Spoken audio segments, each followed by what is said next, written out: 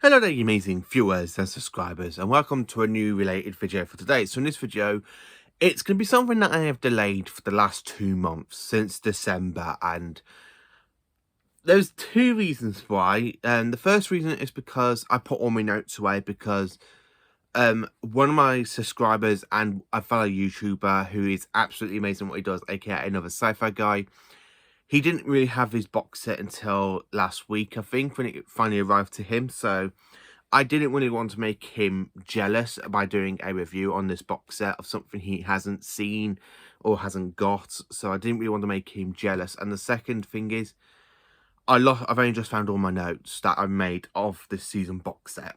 Everything I've got of these notes. Because when I was watching this box set, this Blu-ray box set of season 17, I actually wrote down 10 pages of notes of what I thought about this box set and compare it to some of the other box sets. So anyway, yeah, let's get into this because I've got 10 pages of what I want to say about this. So Doctor Who The Collection season 17 came out on the 20th of December. And unfortunately, I was a bit late getting mine as well, but I was only a few days late. Season 17 is a great season. To be honest with you, I rewatched this back in September/October time when it was announced to be coming out on Blu-ray, on DVD and VHS, and it made my whole opinion change, because I used to think this was the worst Tom Baker season, but rewatching this season on Blu-ray, VHS and DVD over the last couple of months, my opinion on this season has changed, and I really do enjoy season 17. So I'm going to literally hold this up to the camera and then say what I think about season 17 and stuff. So I'm going to talk about each of the stories that we get in here. Like, I think of the new 5.1 surround sound and everything else that they've done for it.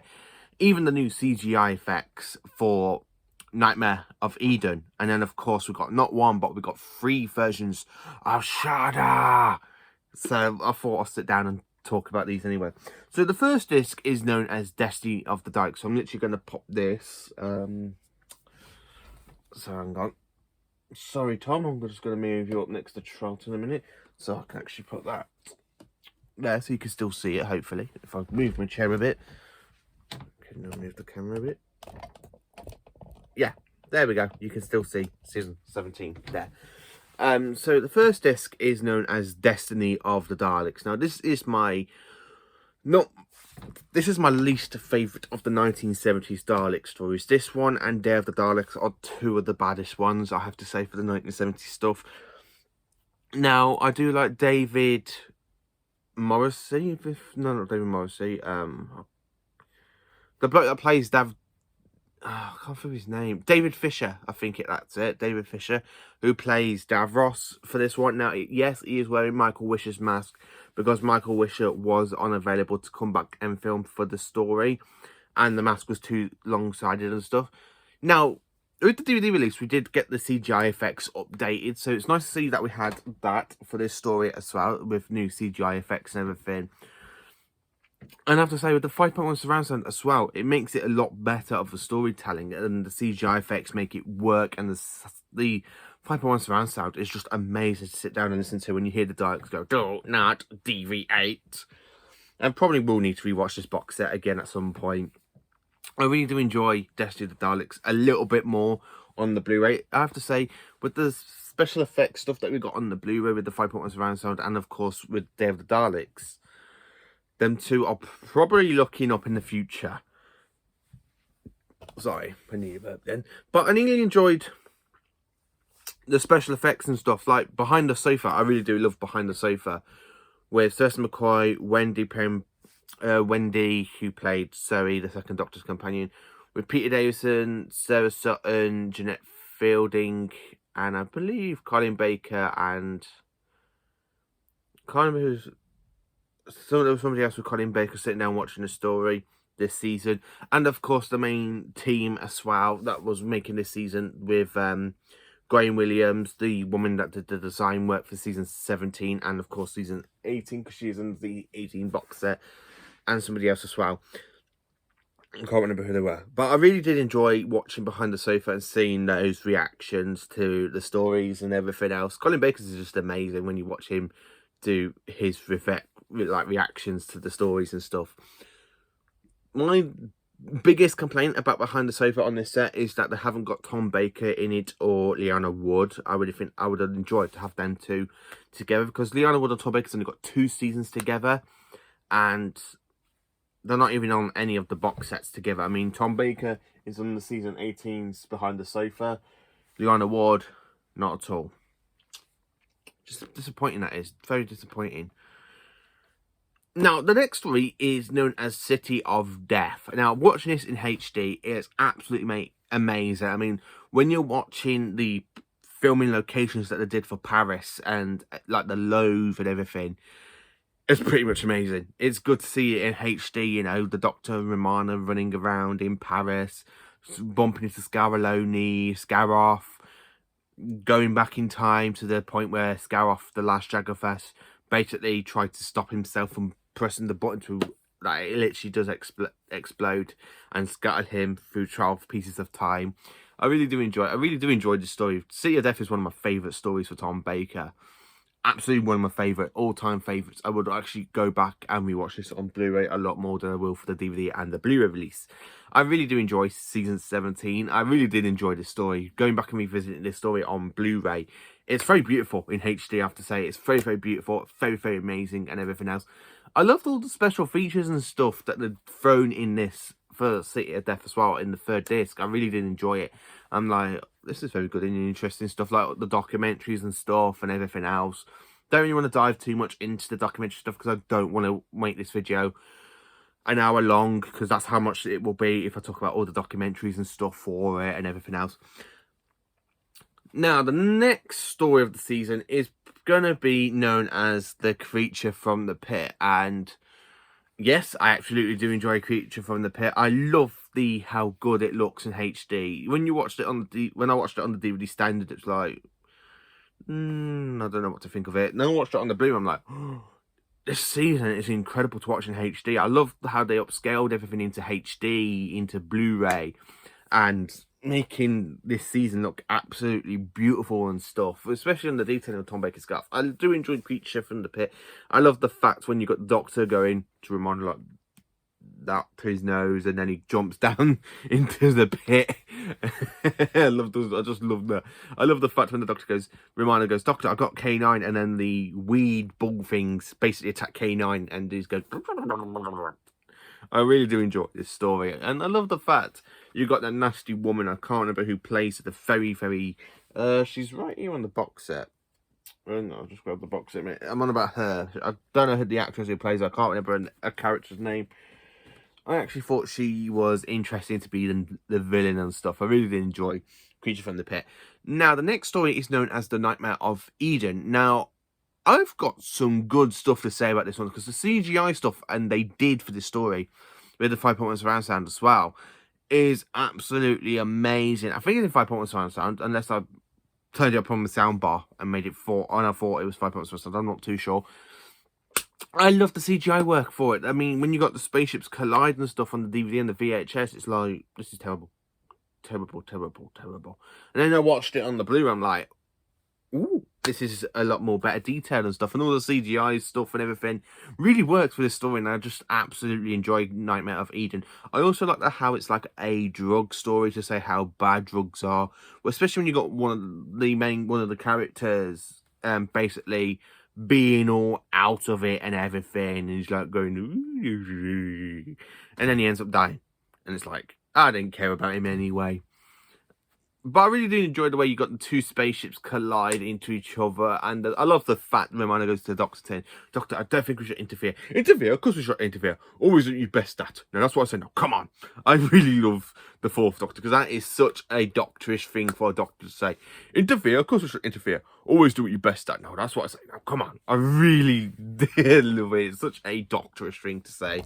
I really love Tom Baker in The Nightmare of Eden. He really does make me laugh. And that's the thing though, season 15, 16, 17, Tom Baker has got a lot of silliness and stuff going on for it. And I really do enjoy watching season 17. But not as much as season 15, I have to say. I really did enjoy rewatching the season on Blu-ray and everything else. The next story is known as the Horns of Nymon. Now, I loved it. I absolutely love this story. I don't know why it gets not much love in the fandom. I really think, yes, it's got some bad stuff in it, but it's still pretty much enjoyable. Tom Baker gives a great performance. I love the guy who with the beard and stuff, and he's there working with the Nymons, and then the Nymons kind of betray him. I really do enjoy the story, I have to say. And I love the fact that when you got the good moment, like when you got this kind of like ball space meteorite or something coming towards the TARDIS, and the Doctor makes the TARDIS go into a cricket bat, and it hits it straight into another system and bounces off. The Doctor just goes, right, let's go and find Romana, K9.